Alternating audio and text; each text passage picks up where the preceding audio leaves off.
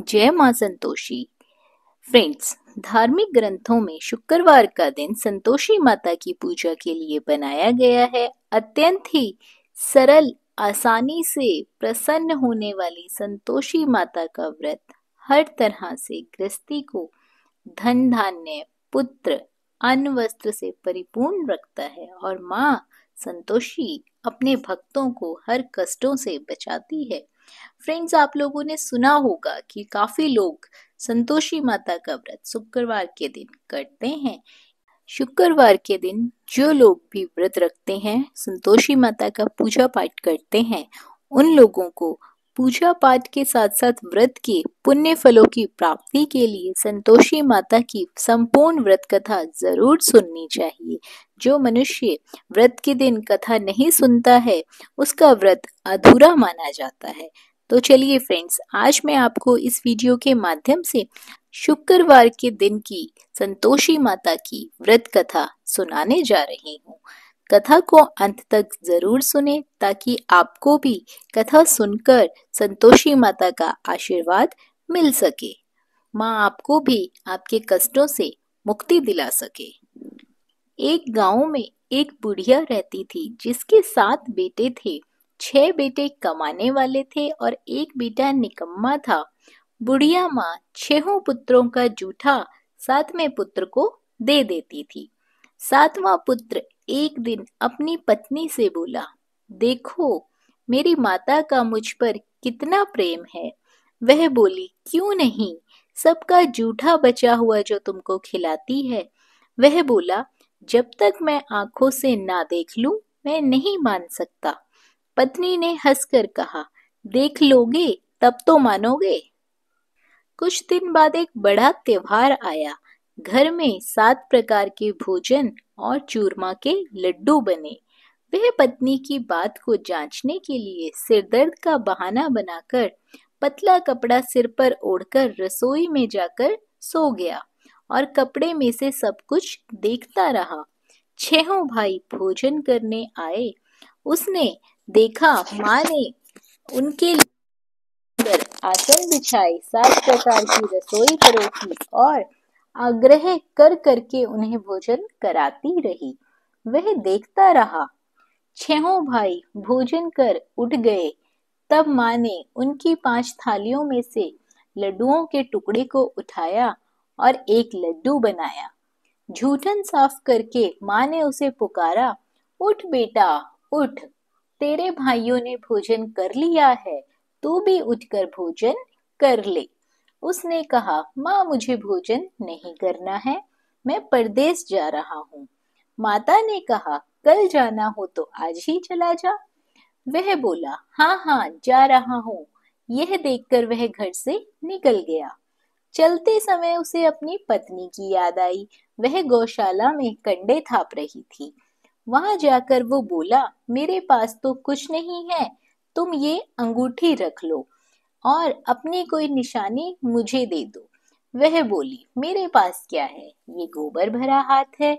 यह कहकर पत्नी ने उसकी पीठ पर गोबर के हाथ की थाप मार दी और वो वहां से चल दिया। चलते चलते दूर देश पहुंचा। वहां एक साहूकार की दुकान थी। वहां जाकर बोला, सेठ जी मुझे नौकरी पर रख लो। साहूकार को नौकर की सख्त जरूरत थी। साहूकार ने कहा, काम देखकर तनख्वाह मिलेगी। उसने कहा, सेठ जी जैसा आप ठीक समझे। उसे साहूकार के यहाँ नौकरी मिल गई। वह वहां दिन रात काम करने लगा। कुछ दिन में दुकान का लेन देन, हिसाब किताब, ग्राहकों को माल बेचना, सारा काम वह करने लगा। साहूकार के 7-8 नौकर थे। वे सब चक्कर खाकर गिरने लगे, लेकिन उसने अपने लगन, परिश्रम और ईमानदारी से सबको पीछे छोड़ दिया। उसे अपने किए का फल मिला। सेठ ने कहा कि तुम्हारा काम बहुत ही अच्छा है। 3 महीने में ही उसे मुनाफे में साझेदारी बना लिया। परिश्रम करते करते 12 वर्ष में वह नगर का नामी सेठ बन गया और सेठ अपना सारा कारोबार उस पर छोड़कर बाहर चला गया। इधर उसकी पत्नी पर क्या बीती वह सुने। सास ससुर उसे दुख देने लगे। गृहस्थी का काम करवाकर उसे लकड़ी लेने जंगल में भेजते। इस बीच घर की रोटियों के आटे से जो भी भूसी निकलती उसकी रोटी बनाकर उसके लिए रख दी जाती। फूटे नारियल की नरेली में उसे पानी दिया जाता। इस तरह दिन बीतते रहे। एक दिन वह जब जंगल में लकड़ी लेने जा रही थी, तब उसे रास्ते में बहुत सी स्त्रियां संतोषी माता का व्रत करती हुई दिखाई दी। यह वहां खड़ी होकर पूछने लगी, बहनों, यह तुम किस देवता का व्रत करती हो और इसके करने से क्या फल प्राप्त होता है? इस व्रत की क्या विधि है? यदि तुम अपने इस व्रत का विधान मुझे समझाकर कहोगी तो मैं तुम्हारा बड़ा एहसान मानूंगी। उनमें से एक स्त्री बोली, सुनो, यह संतोषी माता का व्रत है। इसके करने से निर्धनता, दरिद्रता का नाश होता है। लक्ष्मी माँ स्वयं घर पधारती है। मन की चिंताएं दूर होती है। मन को प्रसन्नता और शांति मिलती है। जिसका पुत्र नहीं होता उसे पुत्र प्राप्ति होती है। प्रीतम बाहर गया हो तो वह शीघ्र ही घर लौट आता है। कुंवारी कन्याओं को मनपसंद सुयोग्य वर मिलता है। चलता हुआ मुकदमा खत्म हो जाता है। कलह कलेश की निवृत्ति हो जाती है। घर में धन जमा हो जाता है। धन जायदाद में लाभ होने लगता है तथा जो भी मन में कामना होती है सब संतोषी माता की कृपा से पूरी हो जाती है। इसमें कोई भी संदेह नहीं है। वह पूछने लगी, यह व्रत कैसे किया जाता है? यह भी तुम मुझे बताओ, आप लोगों की बड़ी कृपा होगी। वह स्त्री कहने लगी, बिना परेशानी, श्रद्धा और प्रेम से जितना भी बन सके प्रसाद लेना। 5.25 पैसे से 5.25 आने तक, इससे भी ज्यादा शक्ति और भक्ति के अनुसार गुड़ और चना लेना। हर शुक्रवार को निराहार रहकर कथा कहना और सुनना। इसके ओम बीच नहीं टूटने चाहिए। लगातार नियम के पालन करना। सुनने वाला कोई ना मिले तो घी का दीपक जलाकर उसके आगे जल के पात्र को रखकर कथा कहना, परंतु ध्यान रहे कि नियम ना टूटे। जब तक कार्य सिद्ध ना हो नियम का पालन करना और कार्य सिद्ध हो जाने के बाद व्रत का उद्यापन करना। 3 मास में माता पूरा फल प्रदान करती है। यदि किसी के ग्रह खोटे हैं तो भी माता 1 वर्ष में अवश्य उनको अनुकूल करती है। कार्य सिद्ध होने पर ही उद्यापन करना चाहिए। बीच में उद्यापन नहीं करना चाहिए। उद्यापन में 2.5 सेर आटे का खाजा तथा इसी अनुसार खीर तथा चने का साग बनाना। 8 बच्चों को भोजन कराना। जहां तक मिले देवर, जेठ, भाई बंधु, कुटुंब के ही लड़के लेना। ना मिले तो रिश्तेदार और पड़ोसियों के लड़कों को बुलाकर उन्हें भोजन करवाना। यथाशक्ति दक्षिणा देना। माता का पूरा नियम करना। सखी, ध्यान रखना, इस दिन खटाई बिल्कुल भी मत खाना। यह सुनकर वह वहां से चल दी। रास्ते में लकड़ी के बोझ को बेच दिया और उन पैसों से गुड़ चना लेकर माता के व्रत की तैयारी कर आगे चली। रास्ते में संतोषी माता के मंदिर में जाकर माता के चरणों में लौटने लगी। विनती करने लगी, हे माँ, मैं दीन हूँ, मैं निपट मूर्ख हूँ, व्रत के नियम कुछ नहीं जानती हूँ, मैं बहुत दुखी हूँ। हे माता, मैं तेरी शरण में आई हूँ, मेरे दुख दूर कर। माता को दया आई। एक शुक्रवार बीता कि दूसरे शुक्रवार को उसके पति का पत्र आया और तीसरे शुक्रवार को उसका भेजा हुआ पैसा भी आ पहुंचा। यह देखकर जेठानियां मुंह सिकोड़ने लगी। इतने दिनों बाद इतना पैसा आया, इससे क्या पढ़ाई है? लड़के ताने देने लगे, काकी के पास अब पत्र आने लगे हैं, रुपया आने लगा है।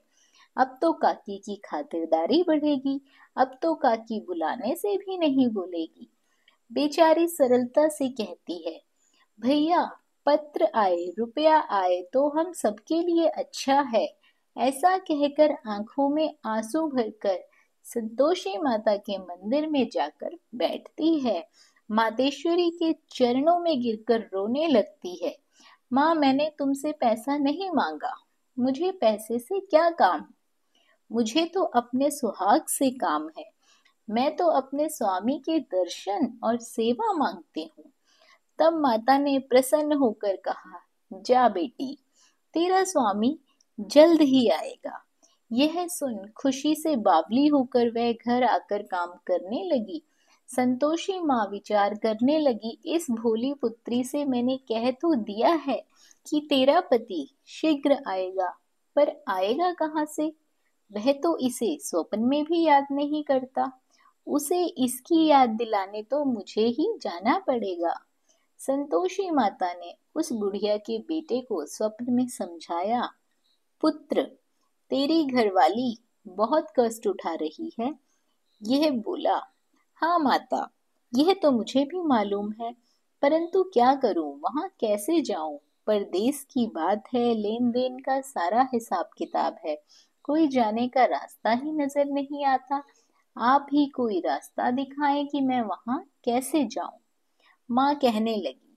सवेरे नहा धोकर संतोषी माता का नाम लेकर घी का दीपक जला दंडवत कर वहां दुकान पर जा बैठने लगा। देखते देखते तेरा लेन देन चुक जाएगा, जमा माल बिक जाएगा, सांझ होते होते धन का ढेर लग जाएगा। वह अगले दिन सुबह जल्दी उठा। उसने मित्र बंधुओं परिचितों से स्वप्न में माता द्वारा कही गई बात बताई। वे सब उसकी बात सुनकर उसकी खिल्ली उड़ाने लगे। वे कहने लगे कि कहीं सपने भी सच होते हैं। एक बूढ़ा व्यक्ति बहुत समझदार था। वह बोला, देखो भाई, मेरी बात मानो, इस तरह साच या झूठ कहने के बदले देवता ने जैसा कहा है वैसा ही करो, तेरा क्या जाता है। बूढ़े की बात मानकर नहा धोकर उसने संतोषी माता को प्रणाम किया, फिर घी का दीपक जलाकर दुकान पर जा बैठा। शाम तक धन का ढेर लग गया। वह हैरान हुआ, मन में संतोषी माता का नाम ले बहुत प्रसन्न हुआ। घर जाने के वास्ते उसने गहना कपड़ा सामान खरीदने लगा। सब काम से निपटने के बाद वह घर के लिए रवाना हुआ। उधर उसकी पत्नी जंगल में लकड़ी लेने गई।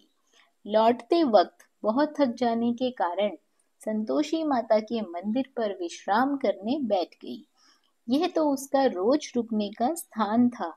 धूल उड़ती हुई देख उसने माता से पूछा, हे माता, यह धूल कैसी उड़ रही है? माँ ने कहा, हे पुत्री, तेरा पति आ रहा है। अब तू ऐसा कर, लकड़ियों के 3 बोझ बना, एक नदी के किनारे रख, दूसरा मेरे मंदिर पर और तीसरा अपने सिर पर। तेरे पति को लकड़ी का गट्ठा देखकर मोह पैदा होगा। ये वहां रुकेगा, नाश्ता पानी बना खाकर माँ से मिलने जाएगा। तू लकड़ी का बोझ उठाकर जाना और बीच चौक में गड्ढा डालकर 3 आवाजें लगाना। लो सासू जी, लकड़ियों का गट्ठा लो, भूसे की रोटी दो, नारियल के खोपड़े में पानी दो। आज कौन मेहमान आया है? संतोषी माँ की बात सुनकर वह बहुत अच्छा माँ कहकर प्रसन्न मन से लकड़ियों के 3 बोझ बना लाई। एक नदी के तट पर, दूसरा माता के मंदिर पर रखकर इतने में ही मुसाफिर वहां आ पहुंचा। सूखी लकड़ियां देखकर उसको इच्छा हुई कि यहीं अभी विश्राम कर लेता हूँ, भोजन बना खा पी कर ही यहाँ से जाऊंगा। इस प्रकार भोजन कर विश्राम कर वह अपने गांव में आया। उसी समय बहू सिर पर लकड़ी का गट्ठा लेकर आई। उसने गट्ठे को आंगन में डाला और जोर से 3 आवाजें दी। लो सासू जी, लकड़ी का गट्ठा लो, भूसे की रोटी दो, नारियल के खोपड़े में पानी दो। आज कौन मेहमान आया है? यह सुनकर सास ने अपने दिए हुए कष्टों को भुलाने के लिए कहा, बहू, तू ऐसा क्यों कहती है?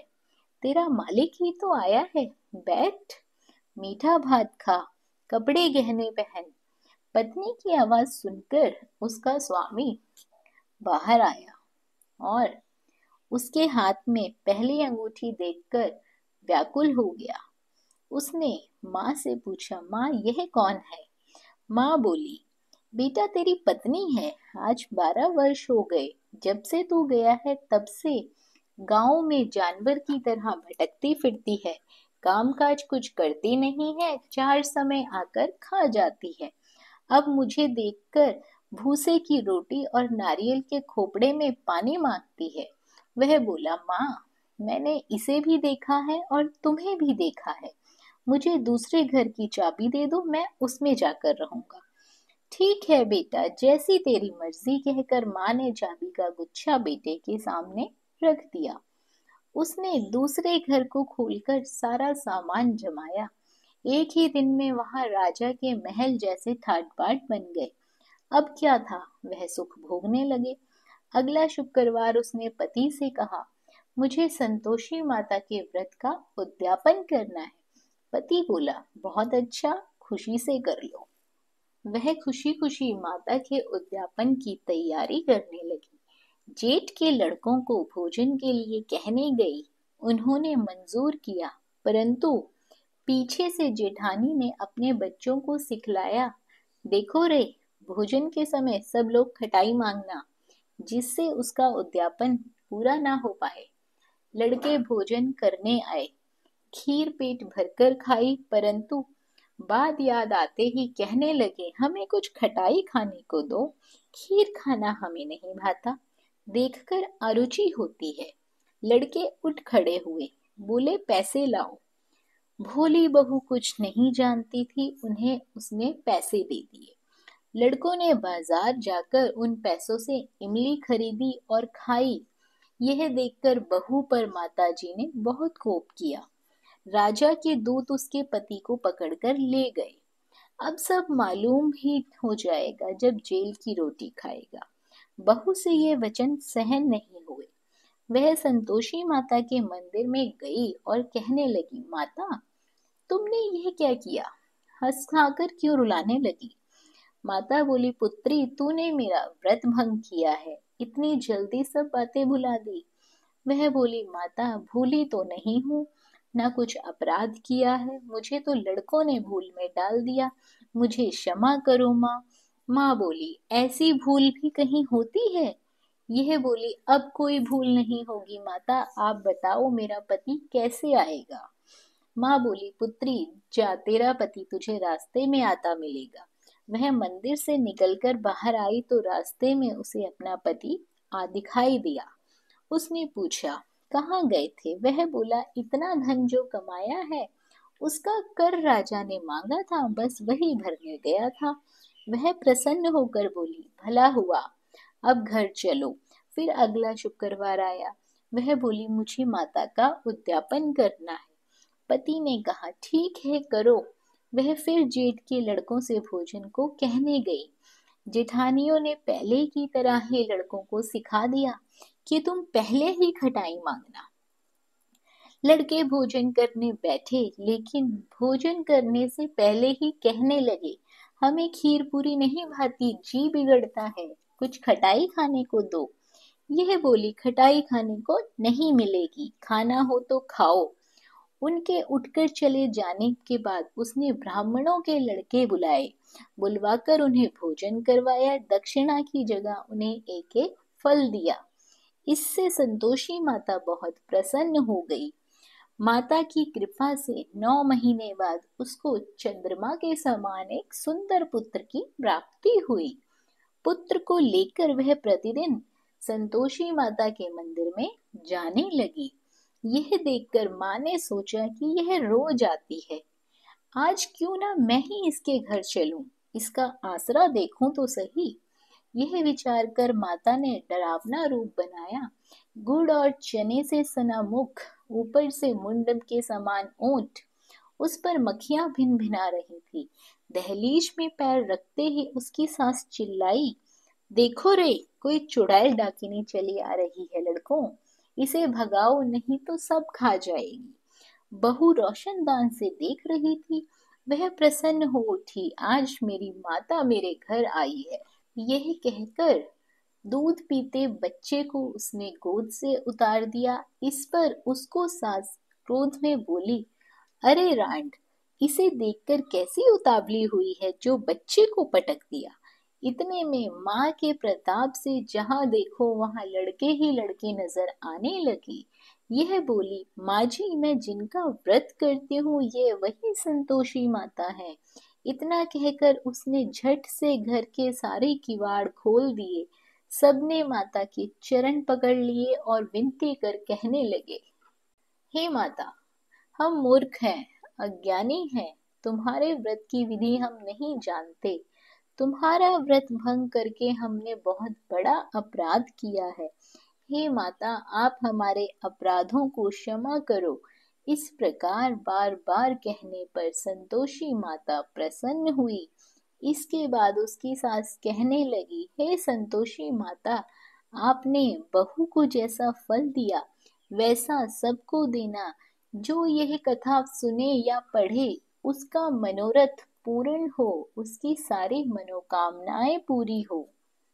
फ्रेंड्स, जो भी व्यक्ति संतोषी माता का श्रद्धा भाव से, पूरे भक्ति भाव से, अपनी श्रद्धा अनुसार संतोषी माता का विधिवत पूजन करता है, उसे अनंत सुखों की प्राप्ति होती है। माता उसके जीवन में खुशियां ही खुशियां देती है, उसे खुशियों का वरदान देती है।